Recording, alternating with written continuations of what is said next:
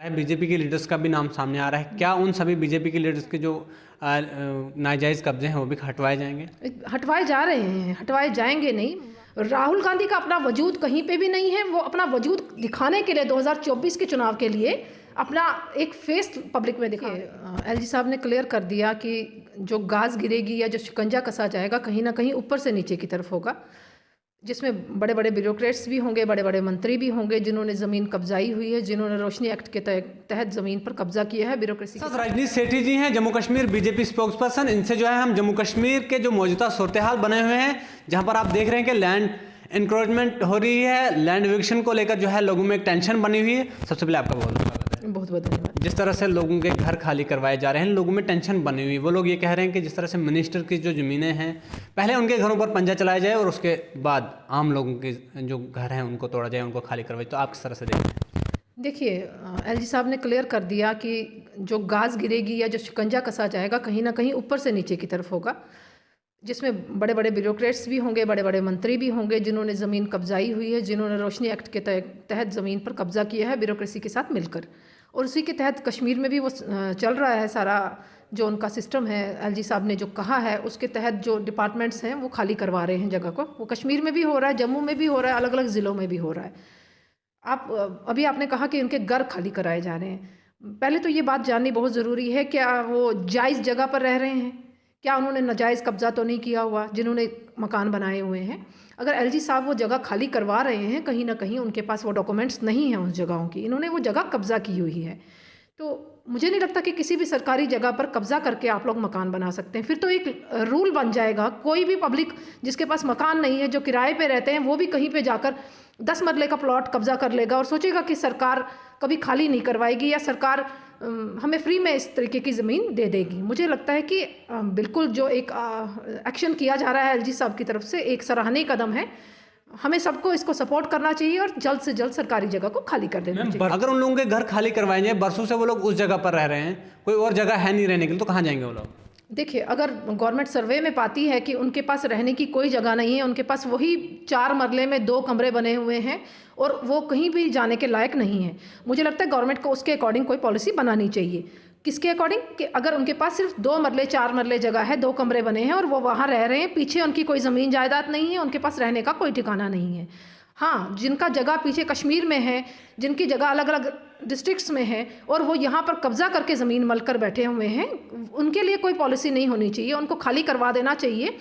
क्योंकि 10 मरले का प्लॉट या 1 कनाल का प्लॉट, मुझे लगता है कि उन लोगों को ज़रूरत नहीं है जिनके पास रसूखदार हैं, जिनके पास ऑलरेडी प्रॉपर्टीज़ बहुत हैं, जिनके पास बागान है कश्मीर में कहीं ना कहीं और यहाँ पर वो जम्मू में अपना एक कब्ज़ा कर बैठे हुए हैं।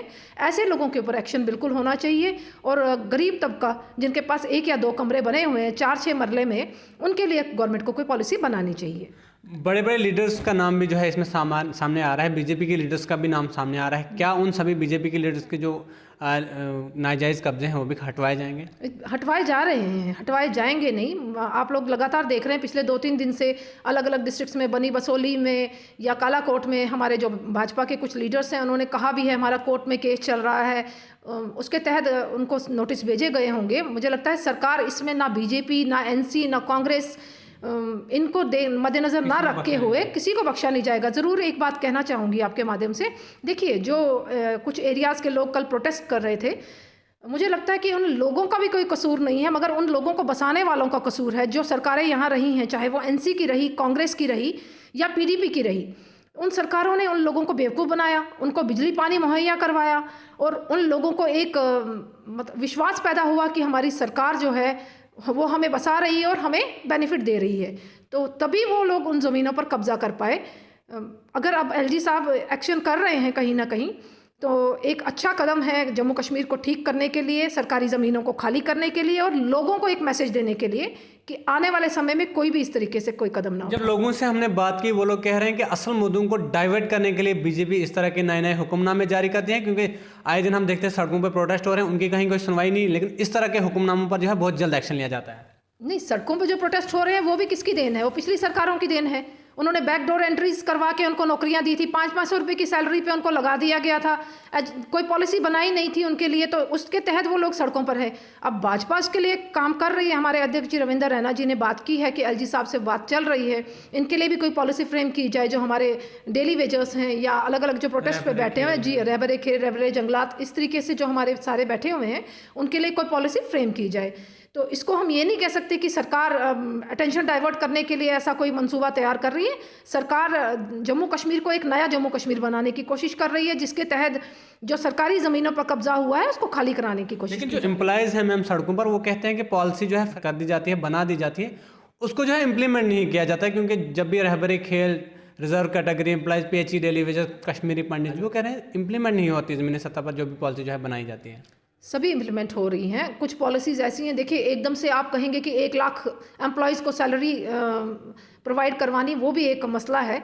सरकार को उसके लिए पॉलिसी फ्रेम करनी पड़ेगी, उसके लिए क्या क्या एहतियात बरतनी पड़ेगी। मुझे लगता है कि उसके लिए कमिटीज़ बनाई जा रही हैं, और एलजी साहब ने भी क्लियर कर दिया है कि उसके लिए जल्द से जल्द कोई ना कोई एक्शन किया जाएगा। आप ज़मीनों की बात करें तो इसके लिए पॉलिसी फ्रेम करके एलजी साहब इसको खुद मॉनिटर कर रहे हैं, और उनको जहाँ तक मुझे लगता है जो उनको मैसेज दिया गया है कि रसूखदारों के पास काफ़ी ज़मीनें, कनालों के हिसाब से ज़मीनें कब्जाई हुई हैं, तो वो स्टेप उन्होंने उठाया है। आपने देखा होगा कि कश्मीर में किस तरीके से जो रसूखदार थे वो अलग अलग पार्टीज़ के थे, कैसे उनसे ज़मीन खाली कराई गई है। तो पॉलिसी फ्रेम करना सरकार के हाथ होता है। जो पिछली सरकारें थी उन्होंने पॉलिसीज़ को फ्रेम नहीं किया, जिसके कारण आज प्रोटेस्टर्स सड़कों पर हैं।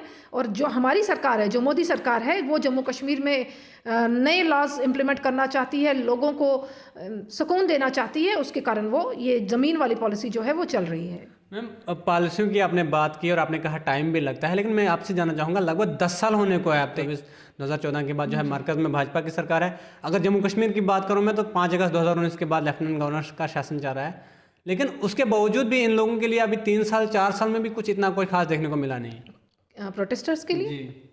मैंने आपसे वही बात की कि एलजी साहब उसमें इशू को खुद देख रहे हैं, कैसे उस इशू को सॉल्व करना है। हमारे अध्यक्ष जी ने कमेटीज़ बनाई हुई हैं। मुझे लगता है कल भी हमारे जो XMLC गिरधारी लाल रैना जी चीफ सेक्रेटरी से मिलके आए, और कुछ इश्यूज़ को उन्होंने डिस्कस किया कि एम्प्लॉयज़ की सैलरी कैसे निकाली जाए।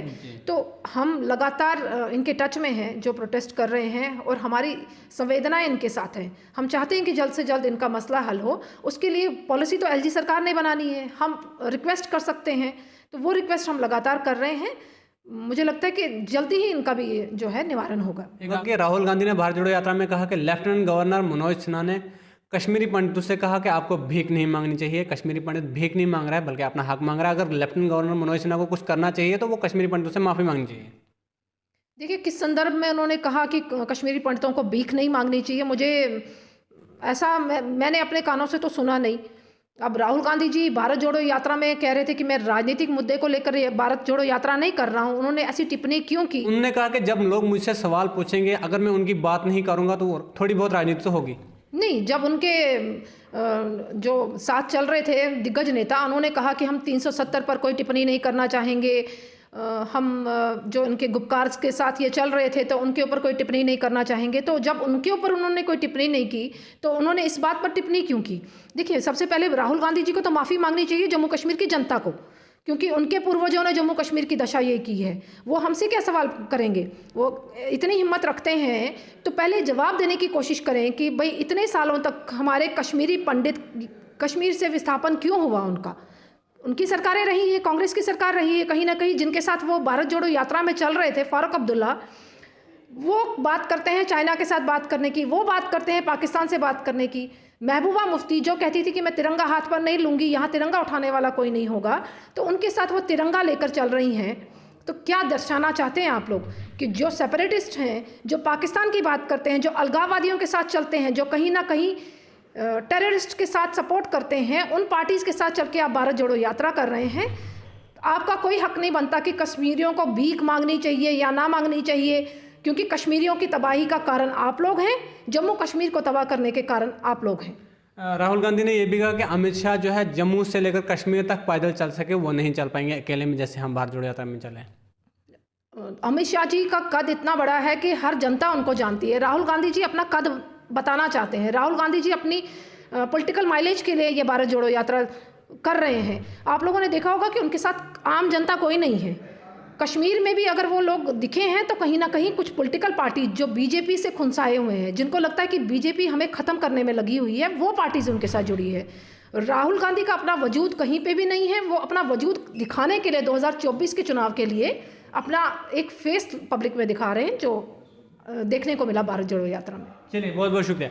रजनीश सेठी जी, spokes person Bharatiya Janata party Jammu and Kashmir की, हमारे साथ बातचीत करने के लिए मौजूद थी। उन्होंने कहा कि आम लोगों का कोई कसूर नहीं है, जिनको लैंड एक्विजिशन के आर्डर जो है दिए जा रहे हैं, लेकिन जो बड़े बड़े लैंड ग्रैबर्स हैं उनकी ज़मीनें जो है खाली करवाई जानी चाहिए, क्योंकि उन्होंने जो है नाजायज़ कब्जे किए हैं और उन लोगों ने आम लोगों को भी जो है धोखे में रखा है। अब आपकी क्या राय है कमेंट बॉक्स में ज़रूर रखिए। ऐसी मजीद अपडेट्स के लिए आप देखते रहे प्राइम पोस्ट। फिलहाल मुझे दीजिए इजाज़त। अल्लाह।